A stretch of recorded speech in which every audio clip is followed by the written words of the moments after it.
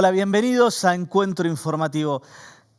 Está claro que uno de los temas que más se hablaron en los últimos días fue lo que sucedió con el colectivero asesinado y después los episodios ocurridos con Bernie.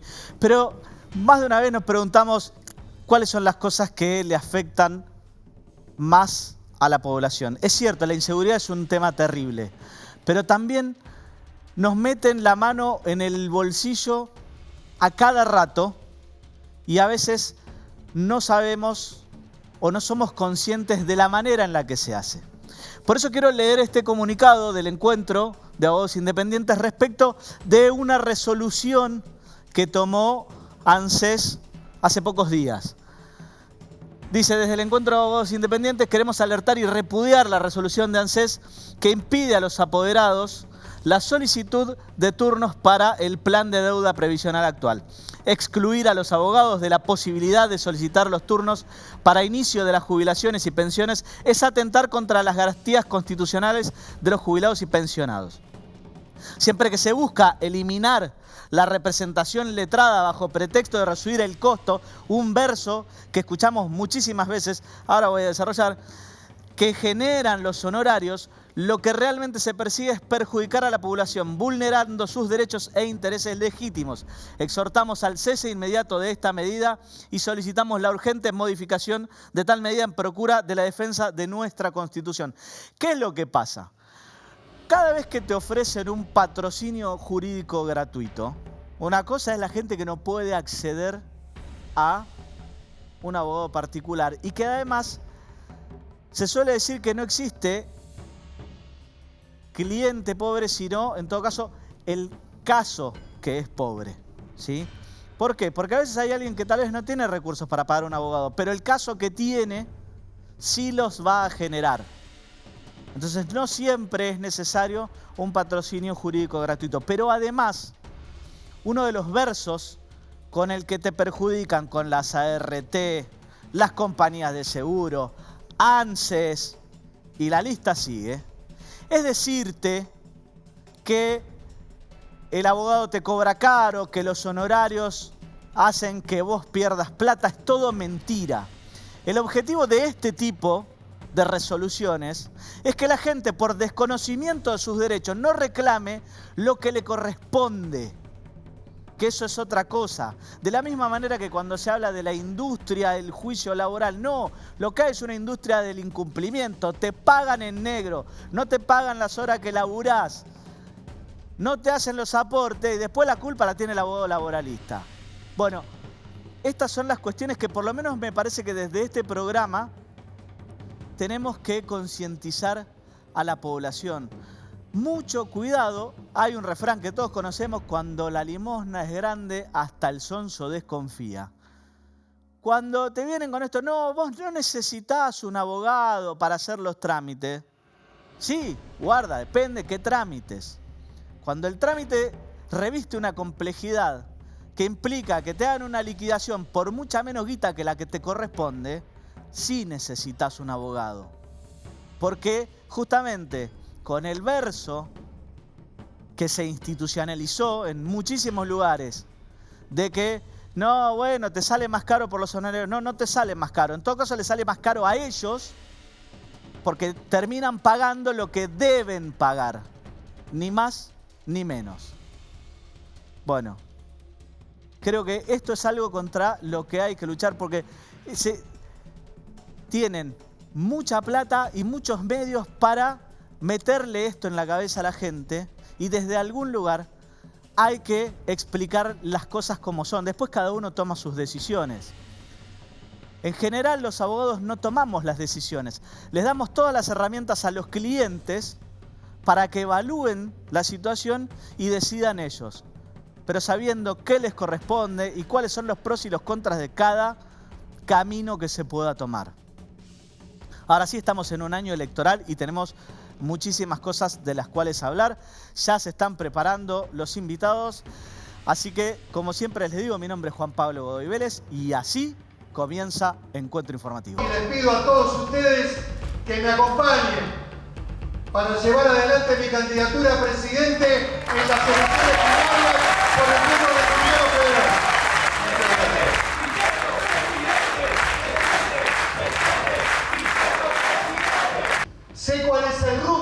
país tiene que tomar. Y por supuesto que tenemos que ser realistas en la economía, pero también en la construcción de una expectativa de cambio en la Argentina. Poner la ley en vigencia en la Patagonia, que no aparezcan personajes que se autoperciben o que dicen que son mapuches y que tienen derecho a una tierra que no tienen derecho, porque no son pueblos originarios argentinos.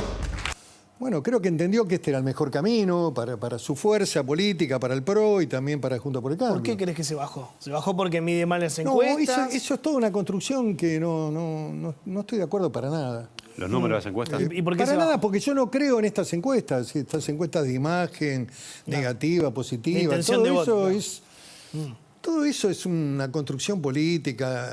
Y el Papa Francisco, que también ahí gravita porque le gusta todo eso de tratar de gravitar en la política argentina. Aunque ahora se empezó a separar del pobrismo, ¿no? Que es otro detalle muy interesante que ha pasado. Que como estaban todos atrapados por el juicio, nadie le dio la debida importancia a las declaraciones de Francisco.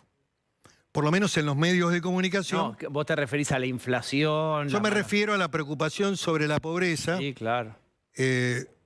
sobre la inflación y sobre el alejamiento de este gobierno que ya quema, este gobierno quema. Vos lo lees como Lo leo como una diferenciación.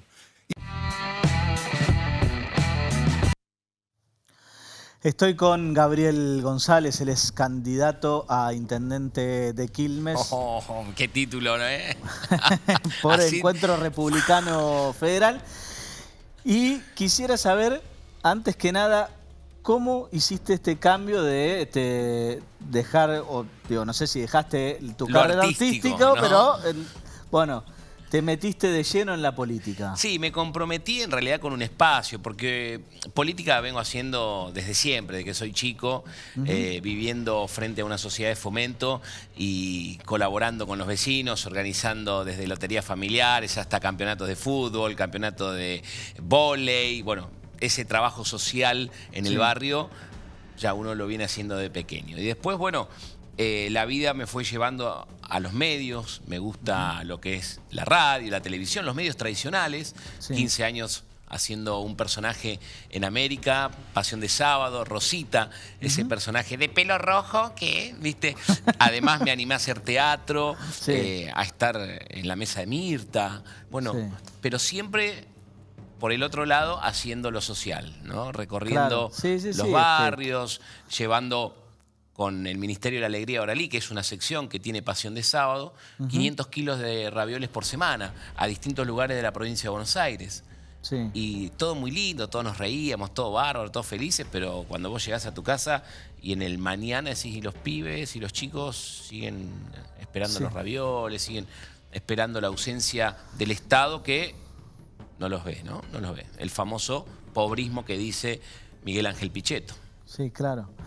Y bueno, y justamente, y pensar una solución que sea más allá del comedor es lo que de alguna manera te motivó a meterte más en la política. Desde ya, o sea, me parece que la política no, y esto lo incluye a Pichetto y yo lo pude hablar con él, o sea, fueron parte de la no solución de un montón de desafíos que la comunidad nos está pidiendo a gritos, pero bueno, también son parte de la solución, porque sin la experiencia, sin la guía de los políticos tradicionales, o la casta, como se le dice ahí. No, bueno, eso lo dice Milei, lo dice y Milei. al final tiene, la verdad, bastante de los vicios que se supone que por acusa. supuesto. Vos no podés renegar, esto como renegar de tus viejos, ¿viste? Decir, no, porque mis padres son una manga de...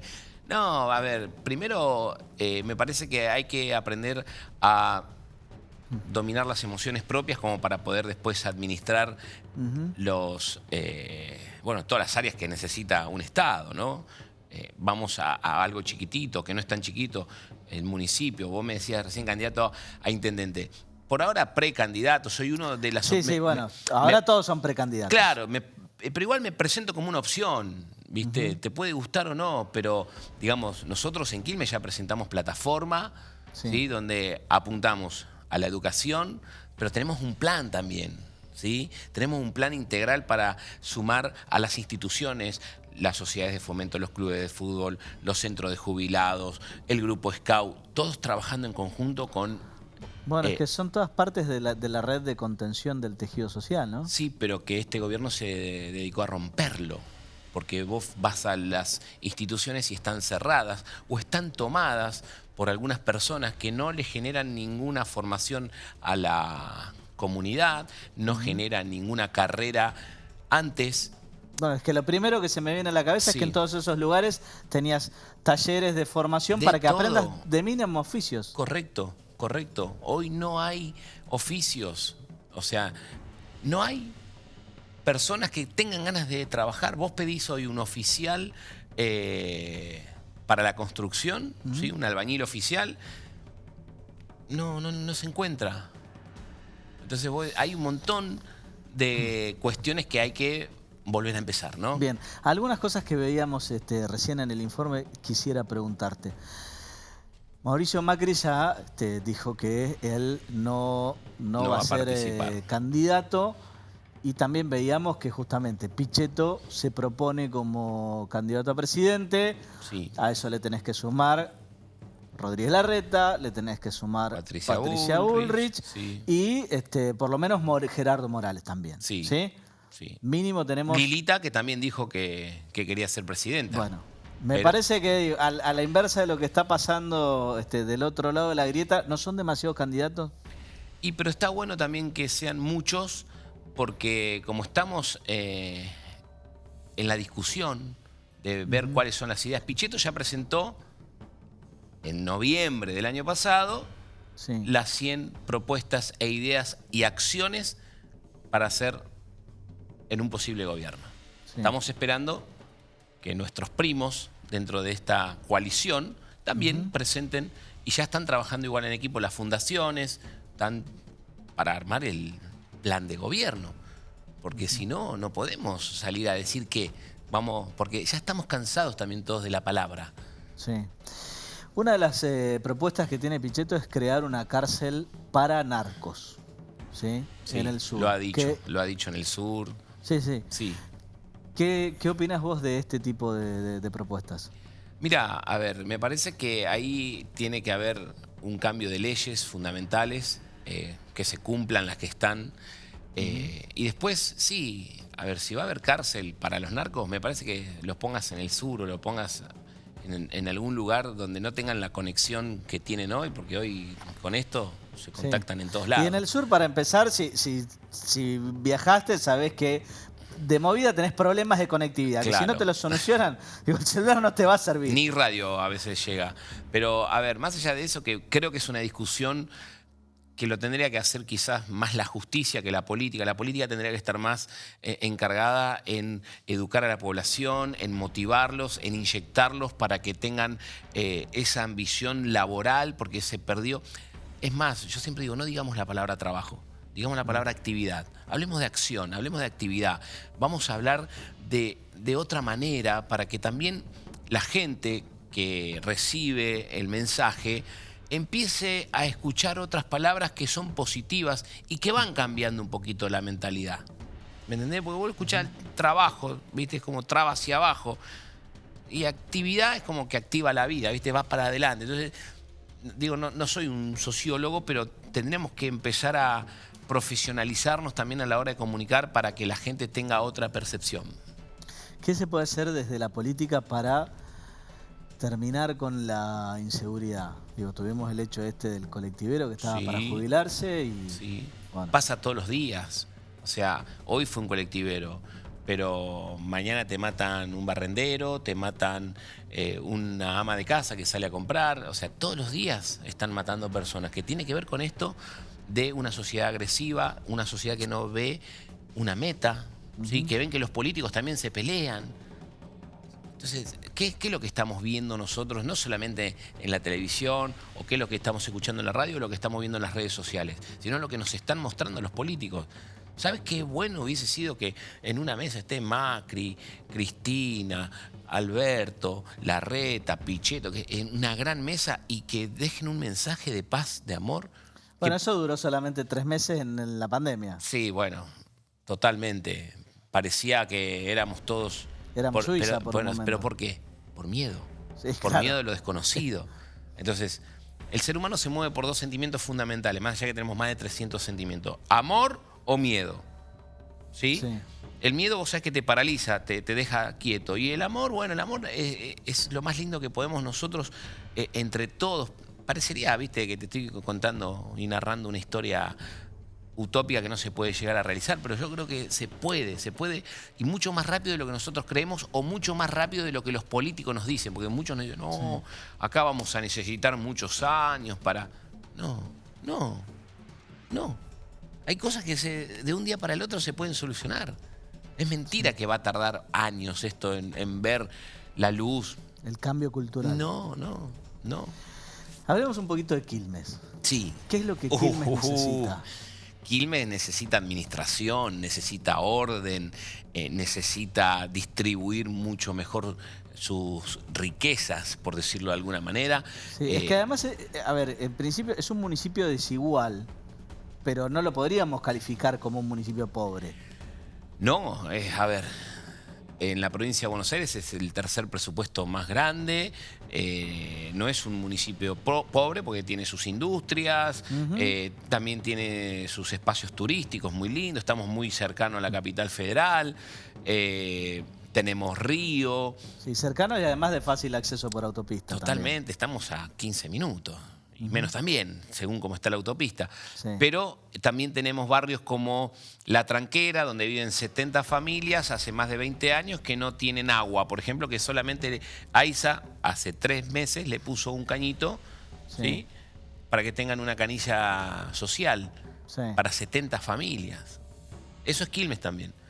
El domingo pasado se cayeron, lo vimos en los medios nacionales, 2 casillas al arroyo, porque en el arroyo, Las Piedras, tenemos familias que viven ahí y que se inundan cada vez que llueve, y que hace el Estado, les lleva los colchoncitos, les llevan mercadería y se vuelven. Entonces no hay un plan de urbanización, no hay un plan de sacar a esa gente de ahí, enseñarles que no pueden estar ahí. Pero te estoy hablando que hace 20 años además están. son lugares que están súper contaminados. Pero viven entre las ratas, los chiquitos descalzos. Te estoy hablando que hay 70 familias, casi 300 personas. Claro. Entonces, ¿y el Estado presente dónde está? Te estoy hablando de un barrio solamente. Después te puedo hablar de un montón de otras cosas, ¿sí? El otro día vos me hablabas de los narcos. En lo que es los eucaliptus pegaditos a San Francisco Solano, hubo un velorio narco. Y no sabes lo que fue eso. Tiros para arriba, plá, plá, plá. Estamos hablando de los eucaliptus Quilmes. Ahí están también los narcos. No hay que ir a Rosario. Los tenemos acá en el conurbano y muchos.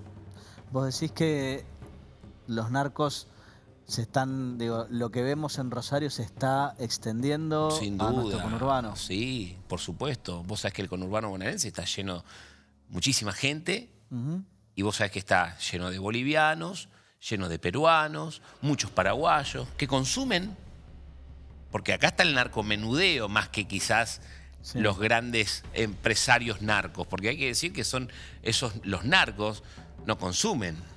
Sí. Producen y venden y hacen la logística. Sí. Y hasta han bancado quizás alguna campaña. Entonces tenemos que... Y además gran parte, yo lo vengo diciendo hace rato, gran parte del desarrollo inmobiliario que se ve en Rosario tiene mucho que ver con el lavado de guita. Entonces, si lo sabemos de este lado de la cámara, ¿sí? Que no estamos allá en Rosario, la gente también lo sabe. Y los políticos lo saben. Y la justicia lo sabe. Bien. ¿Qué es lo que distingue a Pichetto de, justamente como decías, los primos dentro de Juntos por el Cambio? ¿Por qué la gente tendría que optar por Pichetto? Porque es un tipo que ve mucho más desde, digamos, desde lo grupal y desde algo sumamente no personal. Yo cada vez que lo escucho lo veo y aparte veo las acciones, porque una cosa es que vos podés escuchar a una persona, pero sin embargo lo veo que viaja todo el tiempo, ¿sí? Es un tipo que siempre está de manera institucional. No me lo imagino a Pichetto en short, por ejemplo. ¿Viste? O sea, Bueno, las pero veces. los debe usar. Los debe usar, supongo, pero desde que. O sea, lo ves a la mañana, lo ves a la tarde, lo ves a la noche. El tipo siempre está, ¿viste? Impoluto, pero además pensando siempre desde lo institucional. Vos fíjate que él no se mete en las peleas, en las chicanas. Él va al hueso. O sea, sabe que a los mapuches es un curro de algún tipo y te lo dice y lo señala.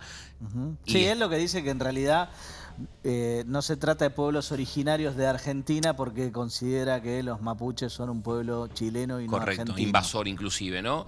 Y bueno, no solamente que lo dice porque lo cree, sino que también tiene las pruebas. Es abogado, vos también. Y ustedes son personas que, digamos, antes de hablar, saben lo que tienen que decir y lo tienen y además muy bien es preparado. cierto que, digamos, por una cuestión de formación o de formación profesional, uno siempre, antes de afirmar algo, trata de verificar que sea cierto y no repite por ahí como loro cosas que porque salieron en tal o cual diario, noticiero, etcétera. Es eso. Entonces, él te da esa seguridad de saber de que lo que está hablando lo habla con información, con datos y que también busca la solución. ¿Sí? Él fue el que lo venía apurando también a Macri con el tema, bueno, definite. Te tenés que definir, lo ha dicho hasta el cansancio. Lo ha ido a ver al sur, bueno, se definió.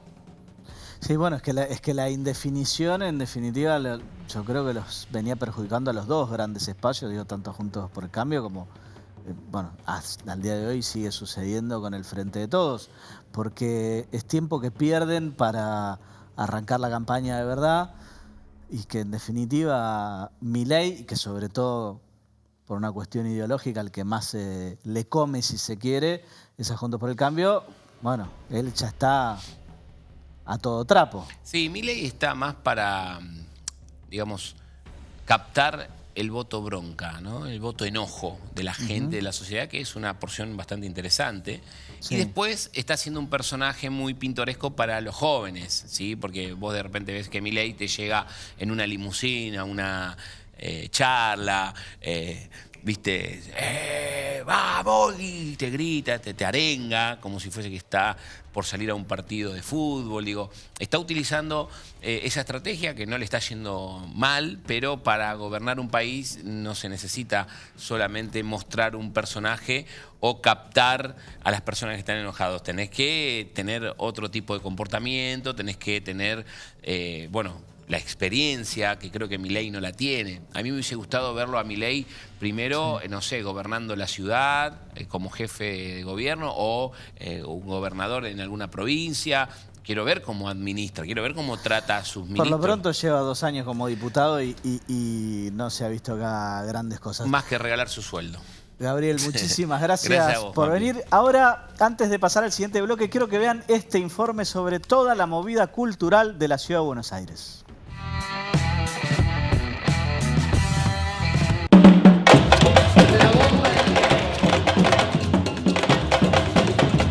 Las expectativas serían como bailar acá. Aparentemente va a ser una bomba.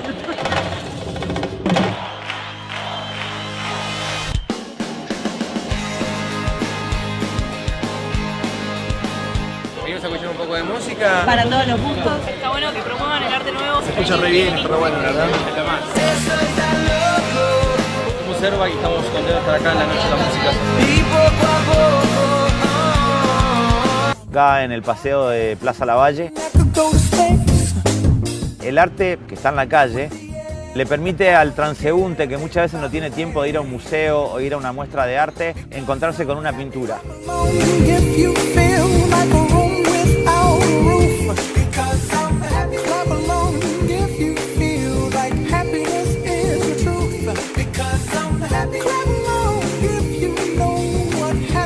El hecho de intervenir un objeto, como en este caso son los puestos de libro, me parece distinto y diferente de lo que yo hago todos los días en mi taller, de pintar un cuadro en la soledad o en la tranquilidad del taller, digamos. Y de repente acá la gente participa porque más de uno te pregunta qué es, de qué se trata, quién sos. Es la primera vez que participo en la Noche de los Museos. No es la primera vez que vengo. Vine, creo que en la edición del 2010, ahora como adulta sí es la primera vez que vengo.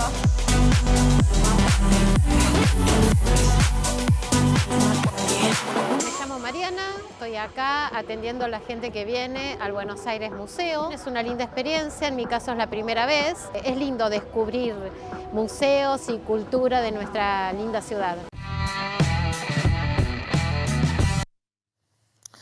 Estamos ahora con Verónica Martínez, ella es la titular de Desarrollo Cultural en la Vicejefatura de Gobierno de la Ciudad de Buenos Aires. ¿Qué tal? ¿Cómo estás? Un gusto, Juan Pablo, gracias por la invitación.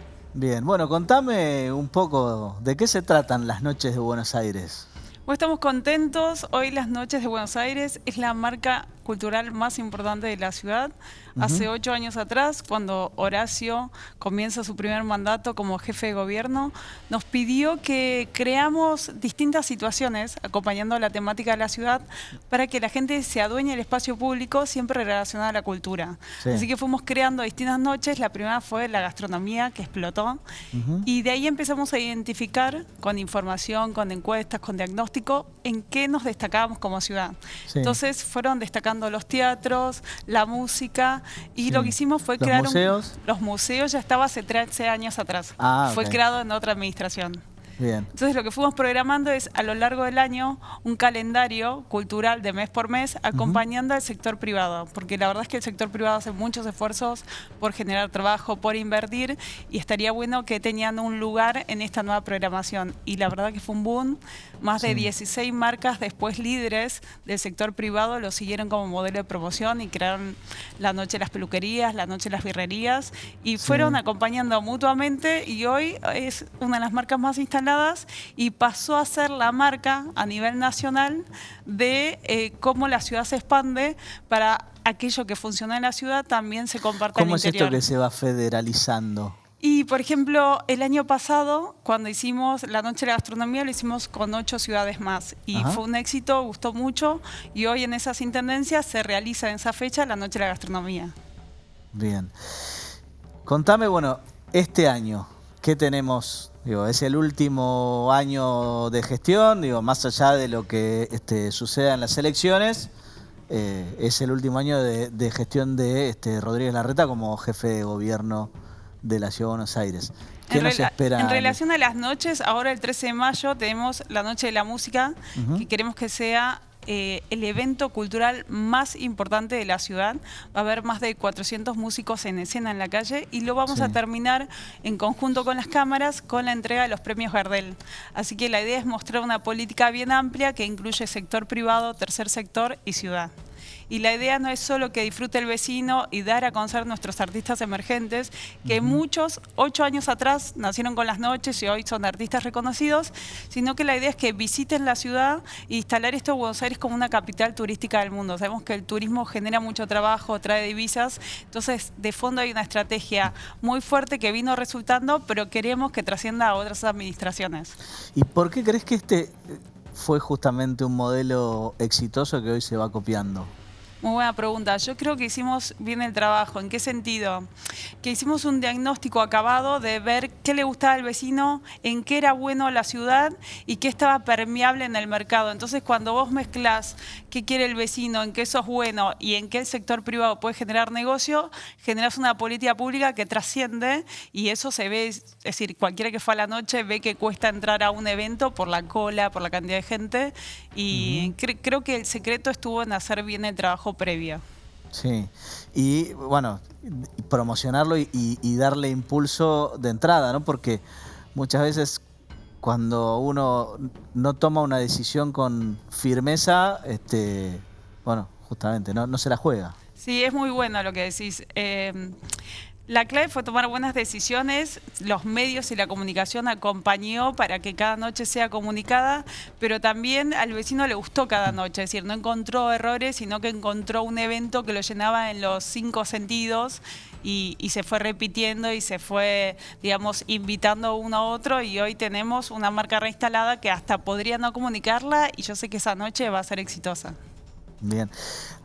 Ya me dijiste el evento del 13 de mayo. ¿Hay algo más ya en el calendario programado? Sí, la ciudad en eso trata de ser muy sólida, en tener una agenda cultural que está diagramada todo el año y vamos mechando no solo lo que corresponde a mi área, sino al Ministerio de Cultura. Y vas a encontrar festivales o de fin de BA que lo que trata es instalar a Buenos Aires como una ciudad turística. Tenés tú una programación anual que la encontrás en la agenda cultural.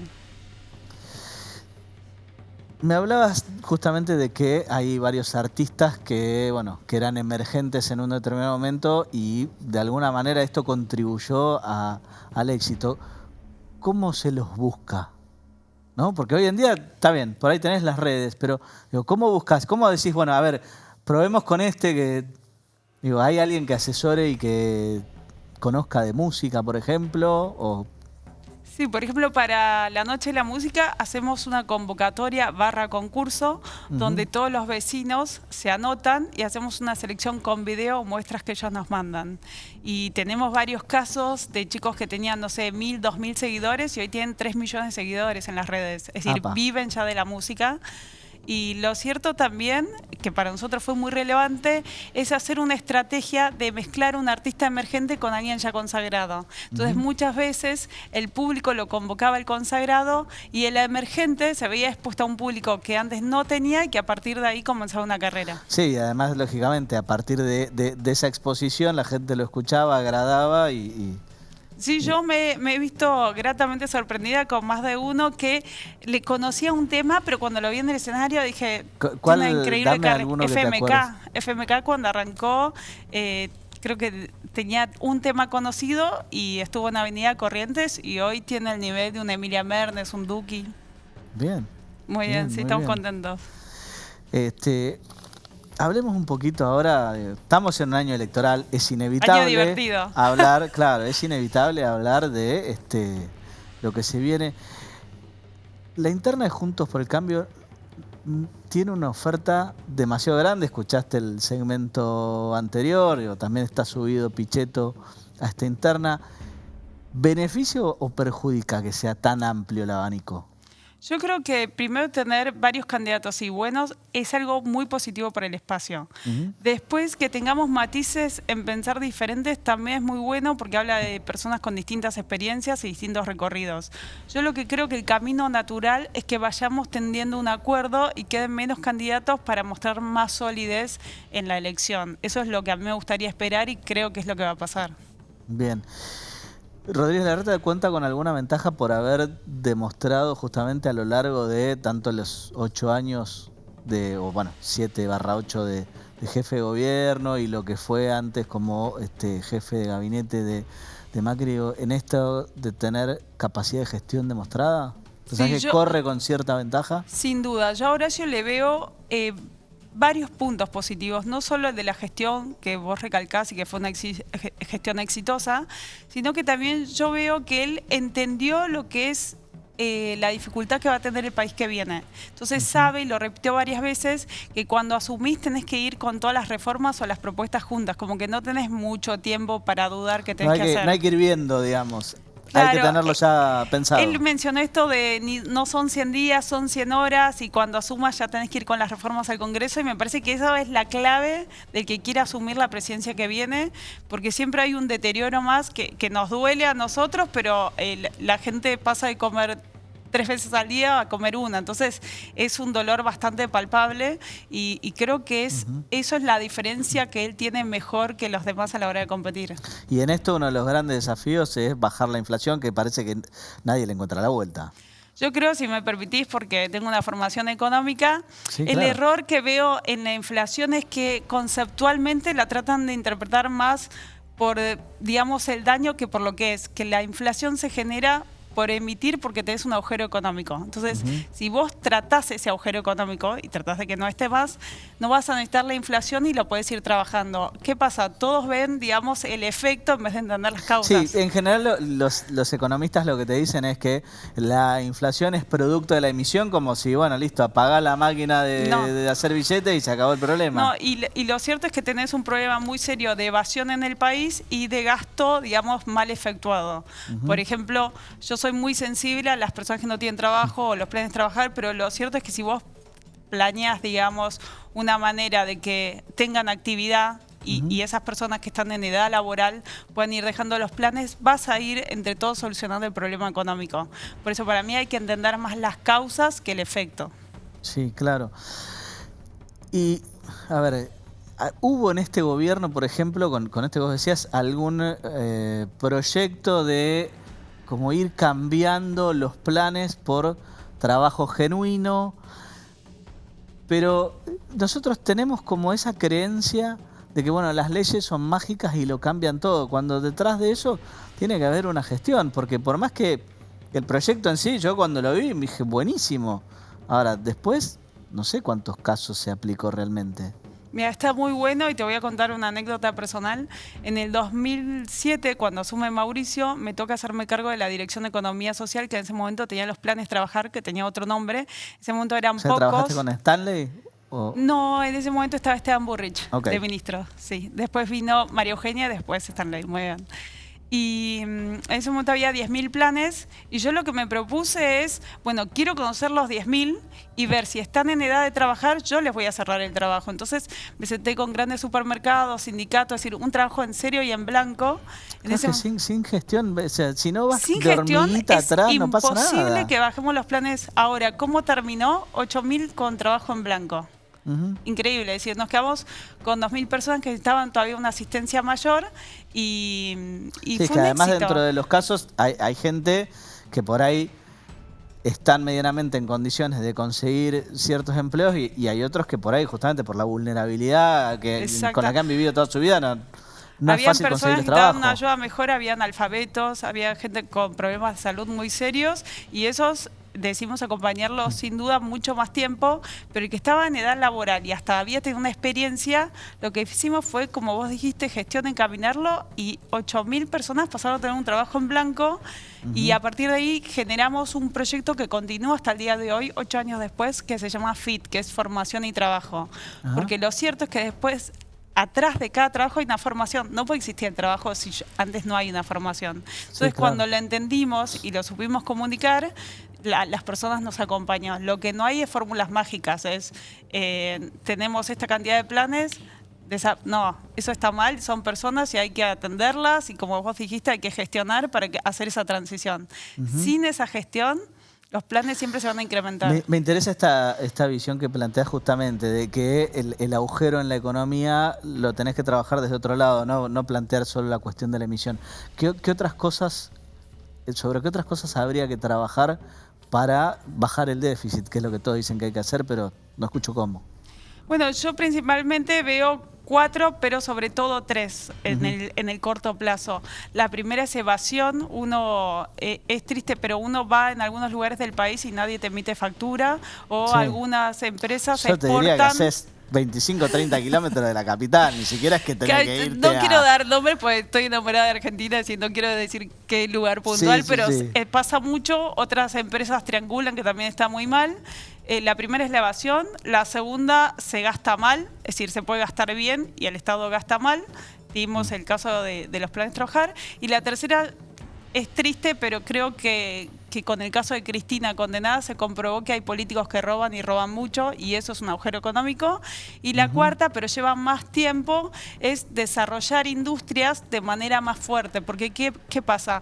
Un emprendedor tiene una buena idea, se empieza a desarrollar y cuando entiende la etapa tributaria de presión alta decide no expandirse. Entonces, si vos haces una transformación a nivel impositivo y simplificás y tenés un impuesto más chico, lo que vas a hacer es que el emprendedor sí se desarrolla, entonces las arcas del Estado crecen. Sí, y además, bueno, eso está comprobado, que justamente cuando la presión tributaria es muy alta, la tendencia a la evasión es mucho mayor porque el beneficio de evadir es mucho mayor y hay que encontrar justamente el equilibrio fiscal, pero como nunca piensan en hacer las cosas más eficientes, bueno, nunca se baja un solo impuesto. De hecho, le pasó a Lustó con la 125, es decir, lo que está estudiado de manera aburrida, te lo voy a decir, se llama curva de Laffer, que yo a más presión dejo de pagar impuestos. Y a él le pasó con el caso de la 125, que a una alícuota alta la gente salió a la calle y dijo no trabajo, ¿no? Es como, eso es lo interesante que traes este punto, que la economía es una ciencia que está comprobada. Por eso hoy en día decir soy de la escuela tal y sos un mal economista. Porque eso pasaba hace 300 años atrás cuando recién nacía la economía y vos tenías que pertenecer a un grupo. Hoy en día ya está todo tan comprobado que si vos decís pertenezco a la escuela y no sabes de economía, porque por ejemplo en el 70 o en el 80 ha abierto descubrimientos de expectativas y demás que no pertenecen a una rama y se cumplen a nivel científico. Entonces lo cierto es, sos buen economista y sos pragmático y ves los números. Sí. Verónica, muchísimas gracias por Un venir. placer Te vamos charlar a volver a llamar. Ahora quiero que vean este informe sobre el índice de pobreza en nuestro país. La pobreza en la Argentina es del 39,2%. Y detrás de esto hay historias, y la escuchaba a Domi con mucha atención, hay historias de una pobreza estructural, de una pobreza que ha atravesado a generaciones enteras, personas que están en una situación de profunda marginalidad desde hace mucho tiempo, familias enteras. Re mal, porque donde estaba antes que estaba el reciclador ahí, trabajábamos en el basural, que volcaban los camiones de residuos, comíamos día a día, todos los días teníamos para comer. Y ahora hay día que se come, hay día que no se come, pero ¿por qué? Por la planta recicladora que hicieron ahí. Y el promedio del sueldo que lo ofrecieron a nosotros era 90.000 pesos de la producción de ahí por mes. Y se lo bajó ahora a 48.000 pesos mensual. Y esa plata a nosotros no alcanza para nada. Afuera el potencial. Con el potencial se lo va a 90.000 pesos por mes. Pero ¿qué es lo que pasa? Yo lo cobro el 3 o el 4 o el 5 fecha de cobro. Y ahora les digo, estamos pasando mal, una situación re mal, que por ahí comemos, por ahí no se come, hay días que se come, hay días que no se come y así. Porque ellos lo llevan con una mentira la fecha de pago a nosotros. Y ayer tuvimos una asamblea ahí en el galpón, lo dijeron que no están bien seguros todavía porque la plata todavía no la deposita porque se tienen que firmar un papel y el presidente no se lo deja firmar ese papel. Ponele hoy para llegar a fin de mes tenés que tener alrededor de 100.000 pesos, un poquito más. Porque pagando tus cuentas y te manejas más o menos, no hay caso, no alcanza la plata, está todo muy caro, no se puede. A mí me cuesta, yo que trabajo, mi marido también, y nos cuesta muchísimo. Y eso que tengo 3 hijos y 2 son ya grandes, adolescentes, también laburan y nos ayudan y así todo, sí. Cuesta mucho llegar. Perdón, entonces tenés 2 ingresos, es el tuyo, el de tu marido, más mis hijos, que siempre le decimos que aporten un poquito para ayudar y para que sepan el valor de las cosas. Y estamos ahora con nuestro economista amigo Adrián Moreno. Esta vez, por hoy solamente no vamos a hablar de inversiones. Yo sé que es lo que a vos más te gusta. Sí, pero en realidad, bueno, todo lo que tiene que ver con la economía y las finanzas. Buenas tardes, Juan Pablo. Gracias una vez más por invitarme al programa. Ya estuvieron hablando un poquito de economía, así que me dejaron un poco el terreno allanado. El tema servido. ¿Hay alguna manera de que no siga creciendo la pobreza con estos índices de inflación? Digo, mirá, la verdad viene para el 100 y que lo pasa este año. ¿O cómo, exacto, cómo lo ya ves? estamos en el 102% interanual. Por lo tanto, digamos, la suba generalizada de precios se va cada vez ampliando mucho más y se pronostica ya que estaría entre un 7 y un 8% en el mes de marzo, lo cual preocupa bastante porque ya vamos en un tono además subido, yo me acuerdo ¿no? del plan 4x4 que lanzaban en enero, que hoy no está... Por ahora, digamos, como que no tuvo efectos todavía. Un plan 2x4 es este, más que...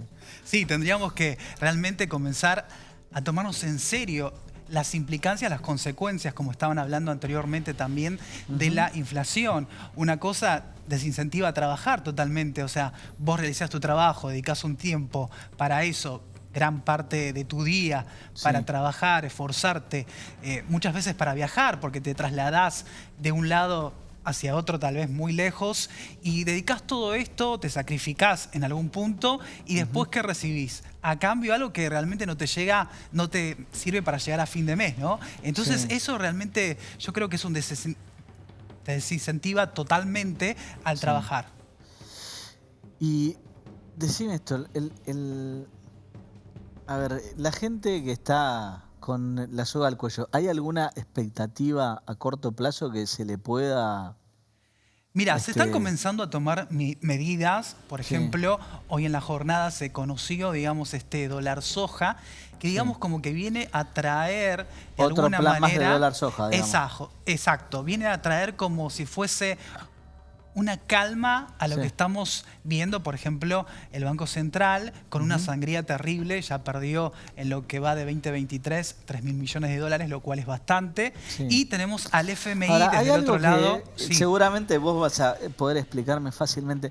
Siempre escuchamos esto. El Banco Central perdió no sé cuántos miles de millones de dólares, pero no se le acaba nunca. No, lo que pasa es que después, funciona? bueno, en este caso viene el fondo, te da, digamos, las reservas para que vos puedas de alguna manera alimentar esa capacidad de acumulación y, digamos, si no tuviésemos reservas ya estaríamos en una crisis terrible y estaríamos como el año pasado cuando, bueno, se fue Martín Guzmán, donde estábamos realmente en una situación bastante complicada y tratamos de alguna manera de evitar esa situación. Eso es lo que está haciendo el oficialismo. Hoy el FMI nos está poniendo suero, pero si no... Exacto, nosotros estamos como esperanzados también en estas medidas como el dólar soja, que también, digamos, en el corto plazo nos va a traer un cierto alivio a la economía y también va a quitar un poco de presión sobre los distintos dólares, especialmente los financieros, que comienzan a dispararse y también se recalientan los demás. Y bueno, ponele que con el dólar soja otra vez baje un poco, se aplaque. ¿Cuánto duraría eso? ¿2 meses, 3 meses más? Fueron efectivos tanto el dólar soja 1 como el dólar soja 2, pero en el corto plazo. Lo que nosotros tenemos que comenzar es a generar por nosotros mismos, digamos, en nuestra economía, esta cantidad de reservas que necesitamos para no estar dependiendo de este tipo de medidas que después generan un desfasaje, digamos, en la economía e impacta negativamente a otros sectores de la economía. Esto es, Massa anunció un dólar agro. Exacto, un dólar agro que estaría a partir del 8 de abril hasta el 31 de mayo y en las economías regionales se extendería hasta el 30 de agosto. Y esto funcionaría como un tipo de cambio diferencial para que se puedan liquidar, digamos, cosechas que todavía están ahí. Porque la diferencia siempre entre el valor oficial y el blue o no sé, el contado con liqui o el que sea, es tan alta que no les conviene, no liquidan y por eso no entran reservas. Exacto, hay como una cierta especulación que, bueno, desde alguna manera, digamos, si vos tendrías esa producción, digamos, vas a elegir el precio más alto, ¿no? Obviamente. Por lo tanto, tienen su derecho, obviamente válido, pero la economía argentina necesita del sector, digamos, que le provee mayor cantidad de divisa estadounidense. Bien. Bueno, ¿y en qué quedamos con el FMI?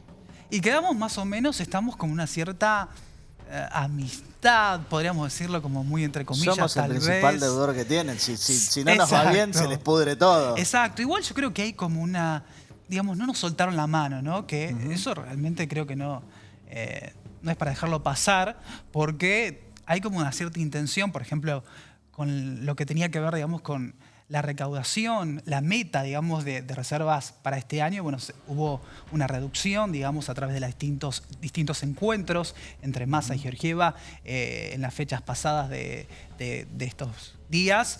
Y esto llevó a que, bueno, se dijera, bueno, a causa de la sequía, a causa de que no van a tener 7.000 millones de dólares que se proveían a través de la producción y de la comercialización de soja, bueno, van a tener como un cierto alivio y van a tener que a lo largo del año juntar 2.000 millones de dólares. Entonces, bueno, eso nos da como un cierto guiño, sobre todo en un año electoral, en un año donde obviamente el oficialismo trata de cuidar que no haya, digamos, una gran crisis cambiaria y que repercuta a los otros sectores de la economía.